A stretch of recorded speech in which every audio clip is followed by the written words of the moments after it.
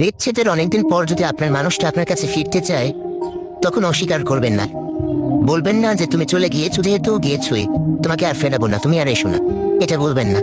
কারণ কি জানেন, ওই যে রবীন্দ্রনাথের একটা কথা আছে না, যে উঠতে দাও, মুক্ত করো, যদি সে ফিরে আসে তাহলে সে তোমার, আর যদি না আসে সে তোমার ছিলই না। তো আপনি যখন বিচ্ছেদ হয়েছিল তখন আপনি তাকে উঠতে দিয়েছিলেন।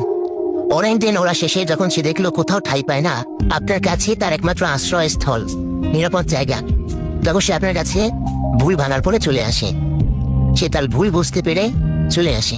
তখন আপনি অস্বীকার করবেন না। তখন আপনি ভাববেন যে সে তার ভুল বুঝতে পেরেছে, সে তার ভুল বুঝতে পেরেছে, এখন আর আমাকে ছেড়ে যাবে না। যেহেতু সে বুঝে ফেলেছে যে আমার কাছে তার একমাত্র নিরাপদ আশ্রয়স্থল, সেহেতু সে আমার কাছে ফিরে এসেছে, আমাকে সে বুঝেছে, তার ভুল বুঝতে পেরেছে, সুতরাং তাকে এখন আমি মেনে নেই, মানিয়ে নেই।